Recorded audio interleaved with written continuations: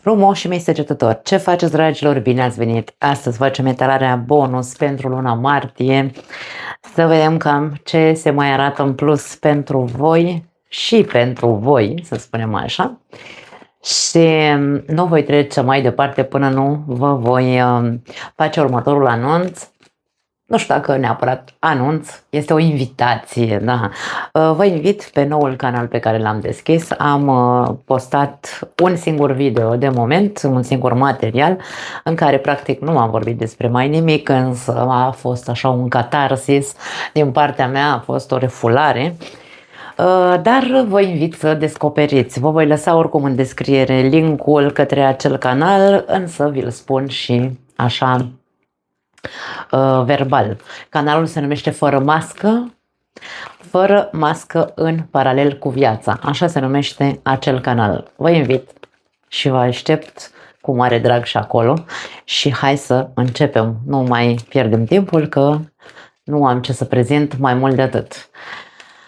Primele mesaje pentru voi, dragii mei. Hai să vedem.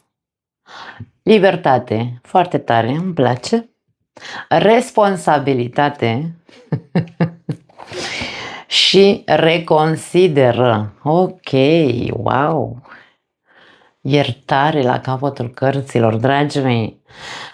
Tind să cred că pentru unii dintre voi aici vorbim despre anumite mesaje care vă, nu aș spune vă avertizează, ar putea să fie așa între ghilimele. Mai ales pentru cei care încercați să fugiți de ceva. Libertatea înseamnă vreau să fiu lăsat în pace, vreau să îmi iau eu deciziile, da? Fără să mă gândesc la nimeni altcineva. Sunt liber să fac ce vreau. Atenție, pentru că aici următorul mesaj este de responsabilitate. Va trebui să te responsabilizezi sau să-ți asumi în totalitate această libertate. Că e libertate de decizie, că e libertate de... nu contează, fiecare cu ce nevoie de libertate are, dar aici vorbim despre a reconsidera, a te responsabiliza și a reconsidera un aspect care probabil, nu știu, un eveniment din viața ta care te-a rănit foarte tare și tu probabil că nu poți să-l ierți. Vedem aici această imagine.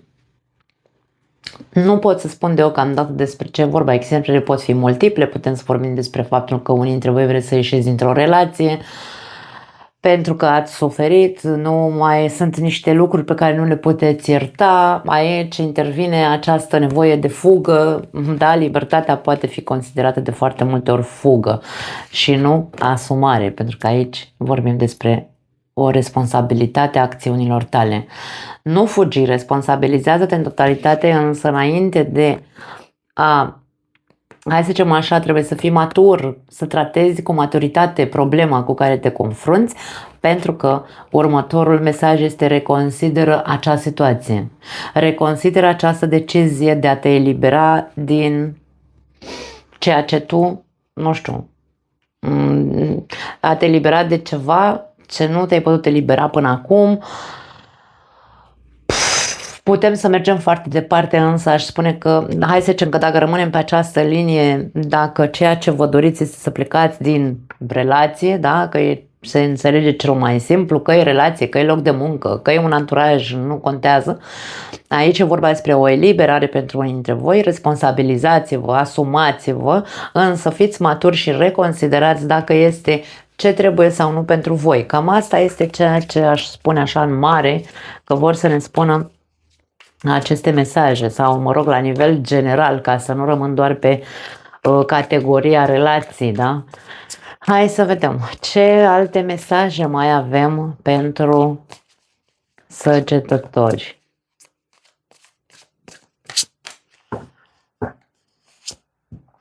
Opt de monede.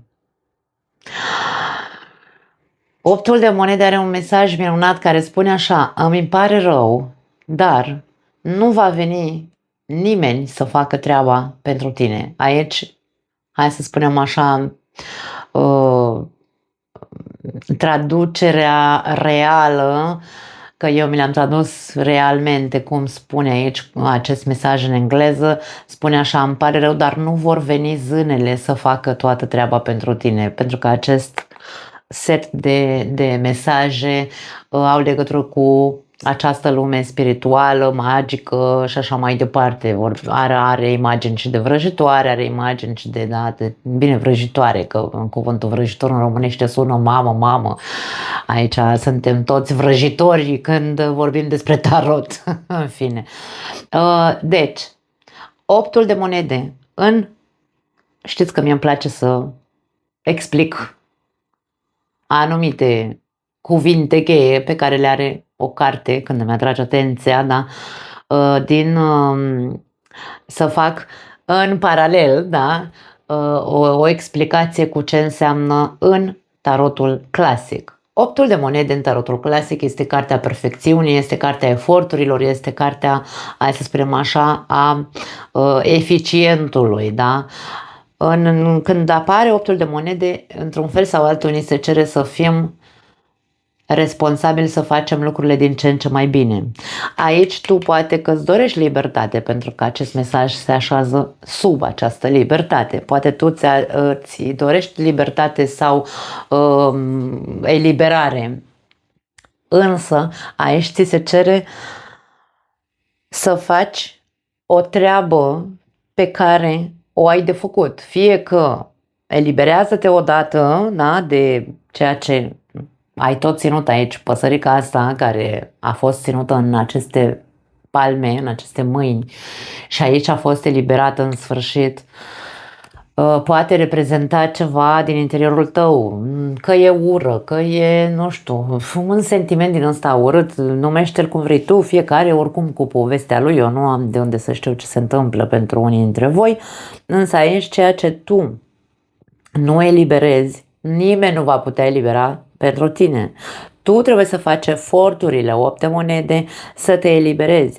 Tu trebuie să faci eforturile, să faci lucrurile mai bine în loc să alegi să fugi. Libertate înseamnă am plecat, mai bine plec sau nu știu, orice altceva, pentru că următoarele mesaje, insist, cer responsabilitate și asumare de la tine și reconsiderarea acelei situații, acelei decizii. Eu nu pot să spun altfel, pentru că contextul este cel care este, ca să înțelegeți de ce eu fac tarotul așa ciudat. 7 de spade, următoarea carte, care spune așa: acțiunile tale, e o întrebare, da? Acțiunile tale sunt într-adevăr atât de altruiste pe cât crezi? Tu crezi că ți-ai asumat responsabilitatea în totalitate în legătură cu problema asta pe care tu nu o poți elibera, sau în legătură cu această fugă, da? Nu știu, fugă de ce-o fi, că fugi din relație, că fugi în a-ți asuma responsabilitatea pentru anumite lucruri pe care trebuie să le reconsideri. Ești cu adevărat, acțiunile tale sunt cu adevărat chiar atât de sincere și altruiste? 7 de spade, cartea celui care se autosabotează sau celui care se minte singur sau care încearcă să poarte o mască de responsabilitate, însă nu și-o asumă, da? Deci aici putem să mergem foarte departe. Am mai primit mesaje și în alte zodii în care cred că aveți ceva cu, nu știu, cu racii, cred că aveți ceva cu săgetători. Eu n-am nimic, absolut nimic cu nimeni în această viață, cu nimeni, cu litere mari, da? Cu nimeni. Eu pun în cuvinte sau încerc să pun în cuvinte ceea ce simt că încearcă aceste cărți să ne transmită. Așadar, cei care nu rezonați, dragii mei, închideți acest material, mergeți în altă parte, căutați mesaje pe alte canale. Avem soarele și el în tarotul clasic vorbește despre eliberare, despre succes și despre fericire. Aici vorbim despre reconsideră. Soarele vine cu următorul mesaj aici, mi se pare foarte simplu acest mesaj, însă hai să-l citim. Dă-ți voie să experimentezi bucuria, fericirea, tot ce ține de această carte a soarelui, care știm foarte bine că soarele și în astrologie, dacă fac aici un paralel, o paralelă între cărțile tarot, astrologia, psihologia și absolut tot ceea ce am eu în căpățâna asta mică sau mare, soarele reprezintă conștientizarea noastră în care este, hai să spunem, momentul de iluminare în care ne dăm seama, cade fisa și zicem, wow, acum îmi dau seama că ceea ce vreau să fac nu este fair play, 7 de spade, trebuie să-mi asum implicarea mea în ceea ce s-a întâmplat, în faptul că nici eu nu am făcut mari eforturi cândva, nici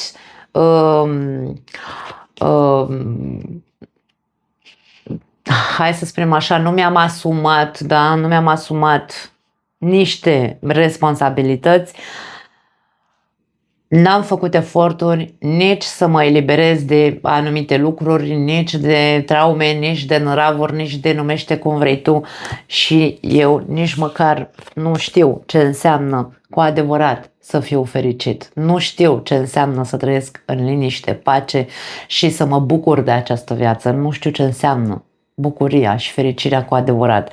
Și aici ți se spune, reconsideră, dragă săgetător, acest aspect din viața ta. Cel mai ușor este să luăm decizia, dacă vorbim despre relații, cea mai ușoară,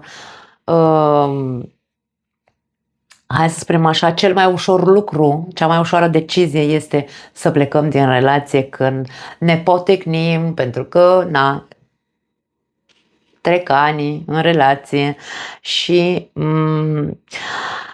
vin altfel de probleme decât cele pe care le aveam când eram la începutul relației. Și aici e vorba despre, ok, ce facem dacă, și aici vreau să fac o paranteză, cei care vreți să ieșiți din relație, nu alegeți calea cea mai ușoară să ieșiți din relație pentru că, nu știu, pentru că cel mai ușor este în momentul în care, băi, am o relație cu un nemernic, o nemernică sau numiți cum vreți voi, însă am o relație toxică. Cel mai simplu și cea mai responsabilă acțiunea noastră este să plecăm din relația, e foarte clar, însă, dacă relația nu e toxică, persoana nu e toxică decât hai să spunem așa, în felul meu, da? Eu înțeleg că persoana e toxică. Responsabilitatea e a mea să văd ce fac cu această dorință de eliberare din relație. Faptul că ni se spune să reconsiderați această situație are de văzut cu anumite eforturi pe care și tu trebuie să le faci.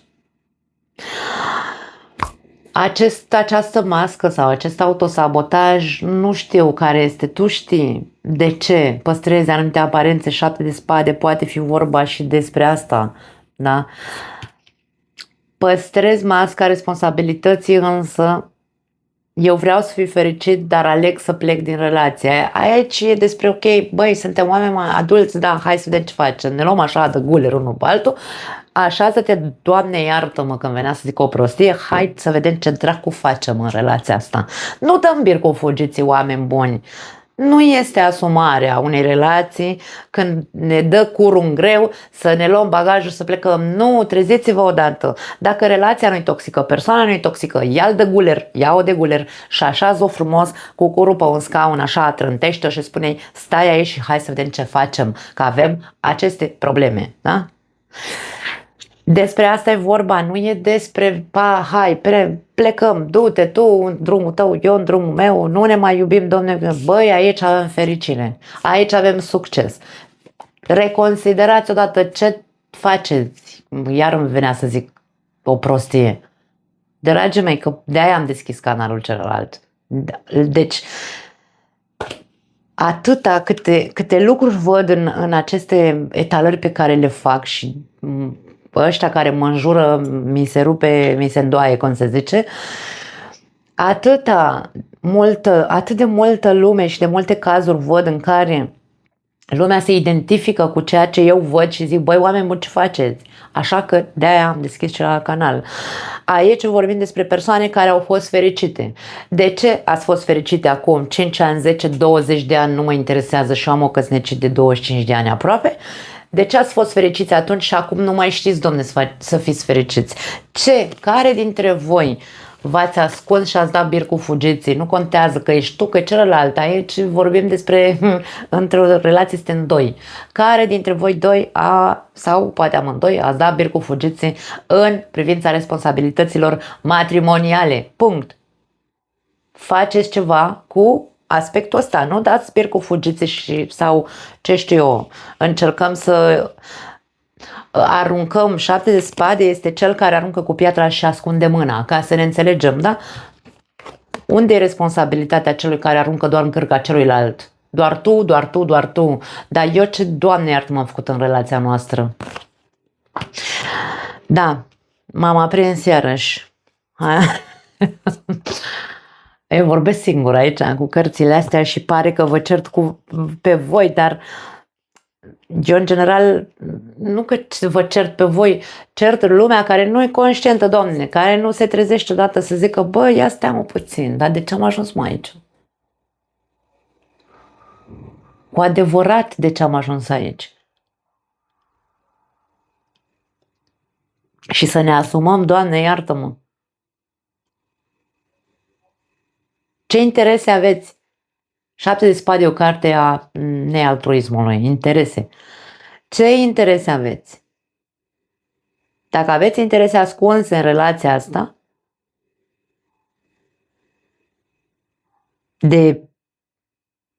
v-ați mințit, v-ați legat la ochi, v-ați mințit, da? Între voi doi, nu știu, habar n-am, nu pot să merg mai adânc de atât. Vă pun niște întrebări ca să reflectați voi. Avem îndrăgostiții la capătul cărților. Îndrăgostiții știm foarte bine că este cartea alegerilor. E cartea gemenilor. Nu știu dacă aveți de-a face cu un geamăn. Sau cu un leu. Mai e și soarele aici. Sau, mă rog, poate aveți planete în gemeni sau un leu. Vreau unii dintre voi. Îndrăgostiții spun următoarea întrebare. Două, în concret. O vei face sau nu? Vrei sau nu vrei? Alegerea este a ta. Deci, aici vorbim despre responsabilitate și reconsideră. Și despre libertate. Vrei libertate? Asumă-ți. Dar reconsideră de ce vrei acea libertate. Nu te mai ascunde în spatele măștilor. Eliberează-te, spune, fă catarsis, ca și mine aici cu voi. Dar în același timp, faceți și niște eforturi să înțelegeți toate aceste aspecte. Alegerea va aparține, depinde doar de voi. Ce vreți să vedeți și să înțelegeți din ceea ce vor aceste mesaje să ne transmită. Eu nu pot să spun altceva. Wow! De multe ori mă întreb de ce nu pot să mă abțin de la aceste ieșiri.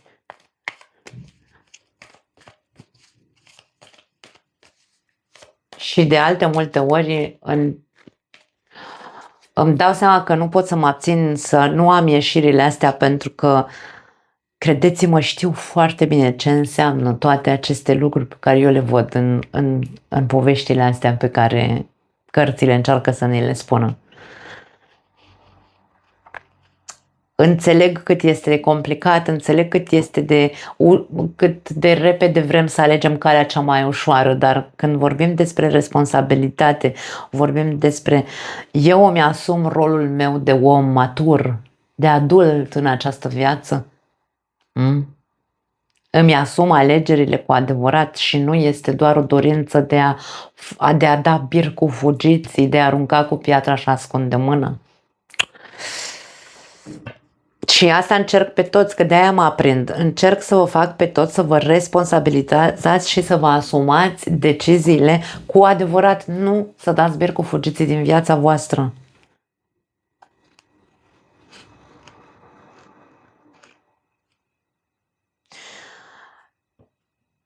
Hai să vedem ce spun îngerii iubirii și apoi, dacă, nu știu, mai îmi vine și altceva, Continuăm cu relațiile, da? Merită să aștepți, spune acest mesaj. Fă un efort, din nou aici, responsabilitate, efort, 8 de monede, efort. Nimeni nu va face treaba pentru tine. Deschideți mintea, un alt mesaj pentru voi. La capătul cărților, ocupați-vă de problemele voastre din familie.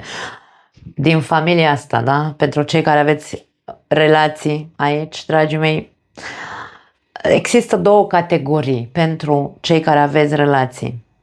Unii dintre voi vă doriți libertatea sau vă doriți să puneți punct acestei relații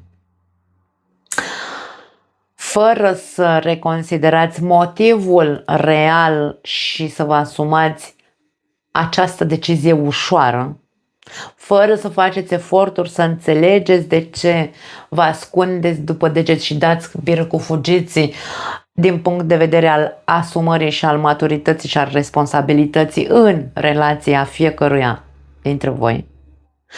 Și nu vă dați voie să înfloriți soarele și să fiți fericiți în această relație.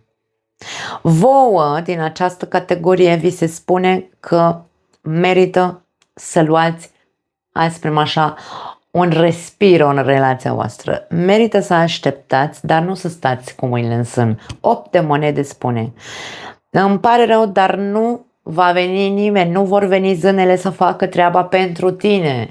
Tu va trebui să-ți asumi această muncă în relația ta. Fă eforturi, fă un efort, nu mai da bir cu fugiții în ceea ce privește responsabilitatea ta în relație. Deschideți mintea să poți să vezi ce nu ai făcut bine până acum în relația ta. Ocupă-te intens, îmi vine să spun. 8 de monede e o carte a eforturilor frecvente. Fac în fiecare zi câte puțin ca să fac din ce în ce mai bine sau să iasă din ce în ce mai bine. Cam asta este prima variantă pentru unii dintre voi. A doua categorie de săgetători care au o relație este următoarea. Dacă relația este toxică și nu ai luat decizia până acum, omule dragă, să pleci din această relație, asumă-ți această decizie. Vrei sau nu vrei să te eliberezi de, nu știu, că poate aici nu vorbim neapărat de violență, în ziua de azi poate că nu mai există, sper, Doamne ajută să nu mai existe atât de multă violență în relații, mă refer, da? Psihică, fizică nu contează. Ideea este următoarea: asumă-ți, reconsideră să-ți asumi ideea de eliberare, de plecare din această relație. Încearcă să faci eforturi în fiecare zi să înțelegi că poate, hai să spunem așa, ai pierdut prea mult timp deja. Aici merită să aștepți. Nu merită să aștepți să vezi când e cel mai bine, când e Mercur direct sau retrograd, dragii mei. Nu să reconsideri când e mai bine să pleci. Reconsideră ideea de libertate. Încearcă să te vizualizezi, vine să spun. Merită să aștepți, merită să stai un timp cu tine, să zicem așa, să te vizualizezi eliberată de această relație sau de această corvoadă numită relație, unde vorbim doar despre minciuni, manipulare cu 7 de spade, nimic nu este sincer sau, mă rog, s-a ajuns foarte departe. Și aici ți se cere să faci un efort, să-ți deschizi mintea, să îți ampliezi această conștiință, soarele, și să reconsideri mult mai intens și mai serios ieșirea din această relație. Ocupă-te de problemele tale de familie. Aici ar putea să aibă legătură cu copiii. Poate unii dintre voi aveți copii și poate de aia îngăstați. Ideea este: deschideți mintea. Ce crezi tu că văd acei copii în cazul în care vorbim despre o relație extrem de toxică,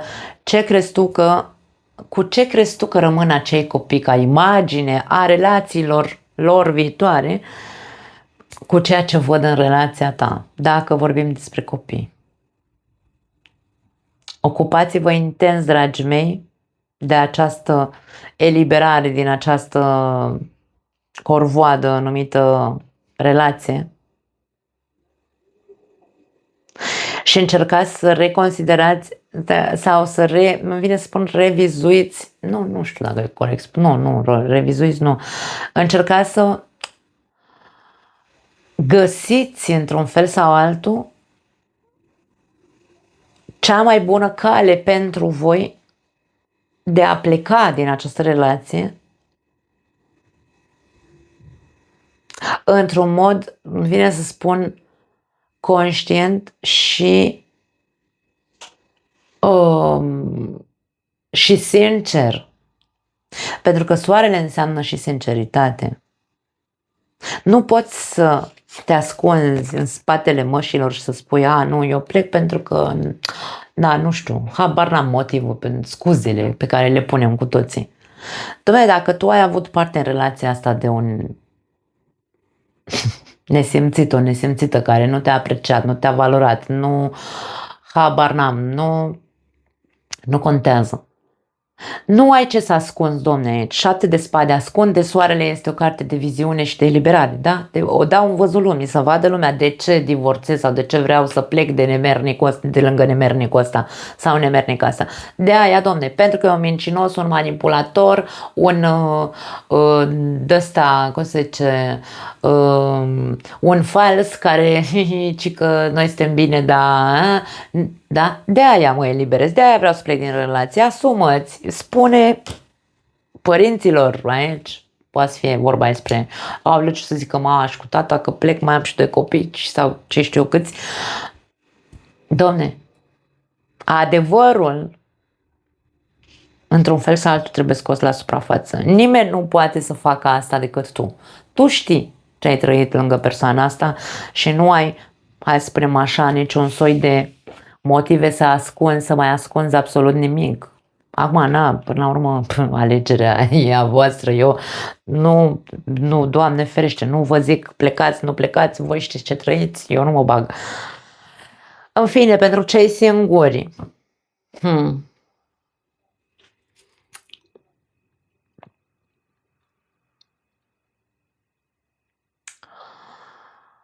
pentru cei singuri, dragii mei, cei care, hai să spunem așa,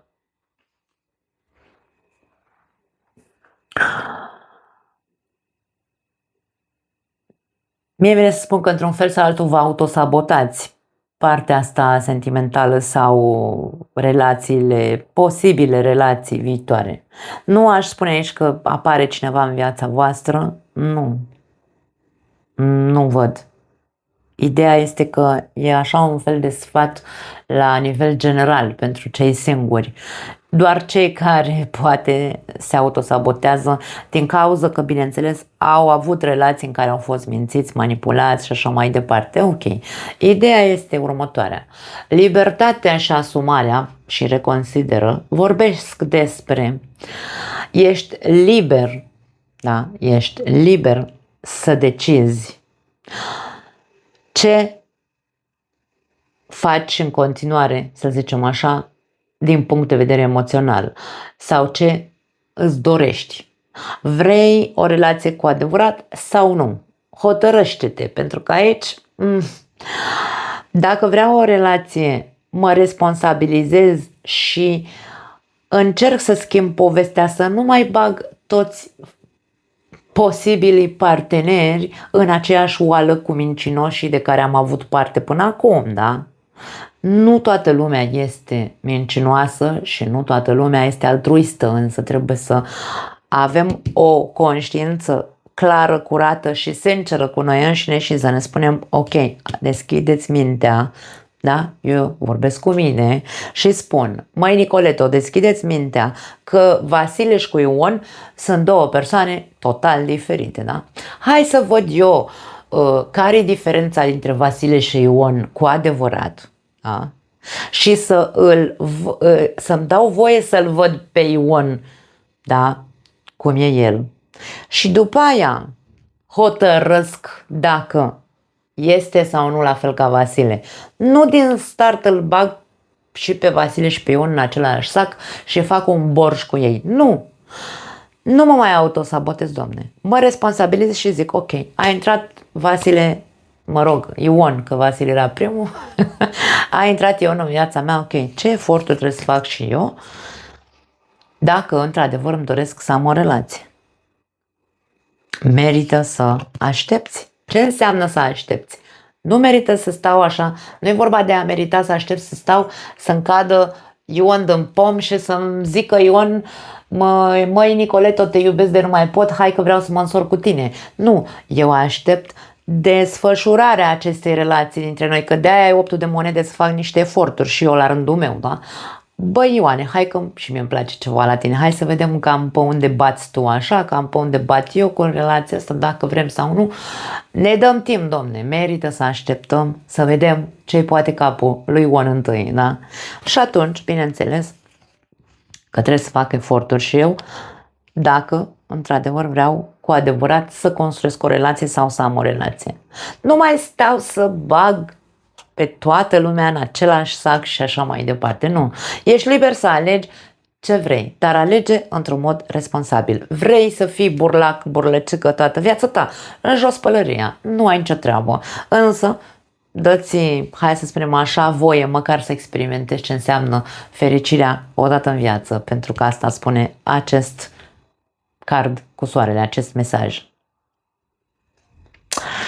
Da. Chiar dacă ați trecut prin relații urâte, dragii mei, faceți eforturi să vă dați voie, că atunci când apare cineva în viața voastră, dați-vă voie să-l cunoașteți cu adevărat, să cunoașteți acea persoană cu adevărat, fiți deschiși, chiar dacă poate dați peste un alt mincinos. Ideea este că până nu ieșim dintr-o anumită buclă și nu ne asumăm să zicem, da, mă lasă că poate Ion nu-i la fel ca Vasile, hai să mai încerc și de data asta. Chiar dacă vei fi dezamăgit, vei fi mult mai, hai să spunem așa, cu mult mai multă experiență și atunci nu te va mai afecta orice papleacă care intră în viața ta, chiar dacă vezi că are alte interese. Da? Despre asta e vorba. Maturitatea nu se produce decât în momentul în care noi ne asumăm absolut tot ceea ce vrem să facem în viața noastră. Dacă tu îți asumi în totalitate, nu mai vreau, domnule, nimic, doar aventuri, uite așa, din floare în floare cu toată lumea și așa e ok, nicio problemă. Dar aici e vorba despre ok. Nu încerca să apari ceea ce nu ești. Nu minți pe nimeni. Șapte de spade o carte a mincinosului. Nu-l minți pe celălalt că tu ești, să-ți lași o imagine. Nu, eu sunt o persoană, nu știu, asumată, responsabilă. Eu vreau o relație responsabilă și așa mai departe, dar da. Deci aici hai să vedem. Dacă zici că vrei ceva, fă acel ceva. Dacă zici, nu, eu sunt aici și în viața asta nu mai vreau să experimentez relații serioase, eu vreau doar așa să avem o aventură de o noapte, 2, 3 și cam asta e. Dar fi, domne, sincer, soarele, da? Nu minți cu nimic. Pentru că celălalt își va face iluzii. Mie e indiferent că sunteți femei sau bărbați, și femeile mint și bărbații mint și unele femei mint și unii bărbați mint, da? Dar ideea este să fiu asumată și să spun, băi Ioane, vreau doar asta cu tine, mă, omule, nu vreau să-ți dau mai mult, că nu am de unde. Cam asta e. Alegerea e a ta. Da. Avem bătrâna aici, tristețe, o femeie tristă. Cine este această persoană? Avem coroana, succes și orgoliu. Interesant. Și avem ochiul, invidie și protecție. Acum, dragii mei, ce să zic? Șarpele, dorință și atracție. Aș spune că pentru unii dintre voi vorbim despre o femeie din această zodie care suferă foarte tare, este foarte tristă, dar și orgolioasă în același timp. O femeie, aș spune, de succes. Sau cel puțin pare că este o femeie cu o anumită poziție socială. Nu neapărat să vorbim așa, cine știe ce, la nivel înalt, însă este o persoană care este foarte mândră, da? Și care ori e vorba despre faptul că în ea zace foarte multă invidie. Invidie pe cine? Draga mea, dacă tu ești cea care te regăsești în această combinație de cărți. Invidie pe cine? Pe fericirea altora? Invidia nu face altceva decât să ne, hai să spunem, să ajungă să ne autosaboteze, că eu nu pot spune altfel aici, în combinația asta pe care o văd din toate cărțile. Orgoliul nu te lasă să vezi că invidia, 7 de spade și el e o carte de invidie. Orgoliul nu ne lasă să vedem invidia din noi, nu putem, da? Când avem orgoliu foarte mare, nu mereu avem dreptate noi, intră domnul Goie în plan, adică domnul ego, și ne face să fim așa cu fruntea sus, dar noi pe dinăuntru suntem triști. Când noi știm, când noi ne uităm la noi și stăm de vorbă cu noi și vedem și recunoaștem, suntem sinceri cu noi și spunem, băi, eu în momentul ăsta al vieții mele sunt extrem de tristă și sufăr foarte mult, nu mai vreau să fac niciun efort în relația asta, de exemplu.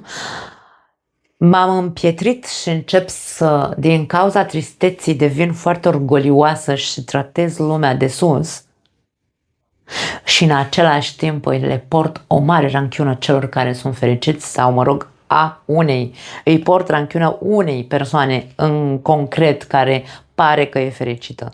Ce-ar fi să vezi mai mult? Pentru că aici un ochi ce reprezintă văzul, deschid ochiul, da?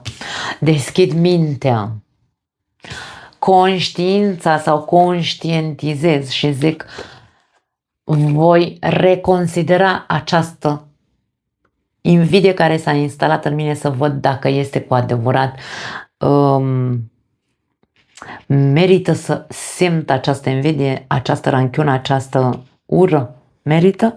Sau mai bine mă ocup eu, îmi asum și mă responsabilizez de tot ceea ce eu am făcut ca participare în această relație, fac eforturi și îmi înfrâng orgoliul ăsta de regină și pun mâna și fac, Doamne, ceva, pentru că nimeni nu poate să facă și să rezolve lucrurile în locul meu.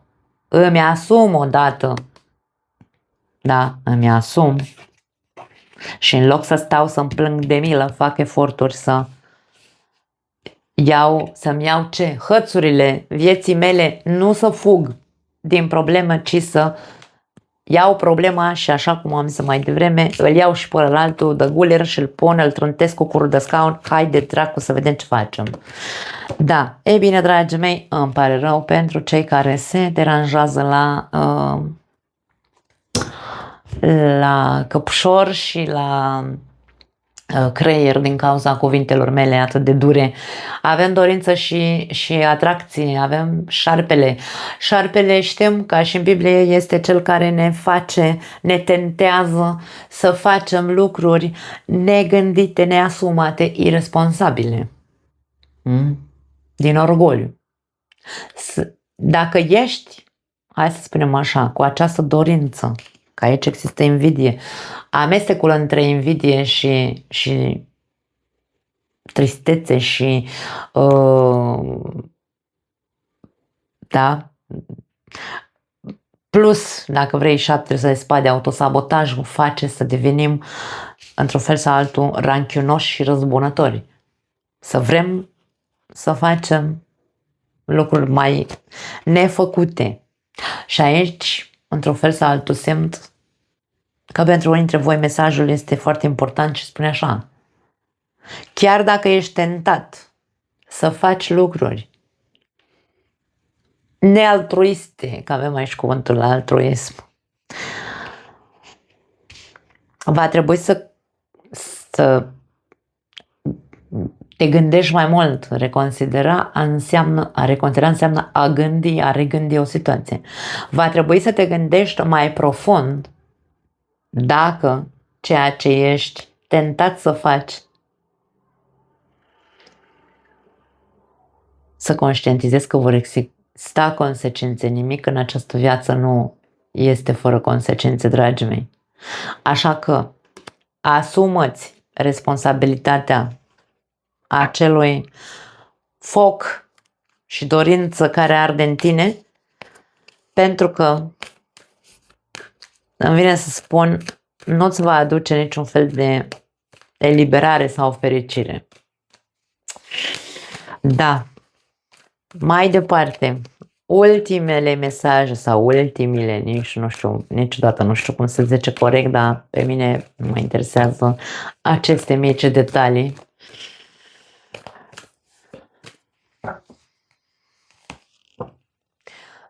Deconectează-te și relaxează-te o leacă. Stai puțin așa cu capul în jos, poate îți vine mintea la cap, îți vin gândurile alea sănătoase, ca să vezi ce faci cu această dorință de libertate și eliberare sau cu tot ceea ce îți vine, scade fisa și îți spune ce eforturi trebuie să faci pentru tine. Insist, aici avem două categorii cel puțin, da, de săgetători. Aceia care trebuie să se responsabilizeze și să plece din relație și ceilalți care trebuie să reconsidere această plecare pentru că doar încearcă să se, nu știu, să dea bir cu fugiții sau să se răzbune. Ai toate răspunsurile, tu știi foarte bine ce ai de făcut. Da, fiecare dintre voi știți ce aveți de făcut. Acum, ce nu vă lasă orgoliu, nu vă lasă familia, voi știți. Finalurile sunt inevitabile foarte tare pentru cei care trebuie neapărat să ieșiți din această relație, la voi e foarte clar. Degeaba stați aici și visați să fiți fericiți cu persoana asta, n-aveți nicio șansă aici. Finalurile sunt inevitabile. Dacă tu nu ești capabil să vezi odată, să deschizi ochiul, da, și mintea și să vezi că te îmbeți cu apă rece, te minți singur, autosabotaj, da? Na, alegerea e a ta, eu ce să zic, mai mult de atât nu pot să zic. Fă o schimbare. Fă o schimbare. Pentru ambele categorii cunoașteți foarte bine răspunsurile, știți foarte bine care este responsabilitatea voastră în legătură cu această relație, această nevoie de eliberare. Știți foarte bine, poate că ar trebui să vă dați un timp, merită să aștepți, dă-ți un timp și stai așa în cap, între ghilimele, să-ți cadă fisa odată, în loc să stai trist sau să te văicărești sau să fii victimă sau să arăți cu degetul doar către celălalt. Deci aici e o combinație cu de toate. Nu cred că e vorba despre o parte din etalare este pentru anumite persoane, o parte este pentru cealaltă categorie. Nu, cred că mesajele sunt mixte, fiecare dintre voi alegeți-le în legătură cu povestea pe care o trăiți și acceptați îmi vine să spun, acceptați să alegeți asumat și să fiți responsabili pentru ceea ce e nevoie să faceți, chiar dacă trebuie să rămâneți în această relație sau, mă rog, ar trebui, că e vorba de reconsiderat, sau dacă trebuie neapărat să ieșiți din relație. Aici schimbarea e în mâinile voastre, alegerea este a voastră, mesajele sunt toate pe masă, nu mai am altceva de zis. Wow! Da, vă pupăcesc! Ne vedem sau ne auzim la comentarii dacă vreți. Și nu ne mai vedem dacă nu vreți să mai fiți pe aici, nu am ce să fac. Vă pup, dragii mei, chiar dacă nu v-a plăcut ce ați auzit și ne vedem în următorul material. Ciao!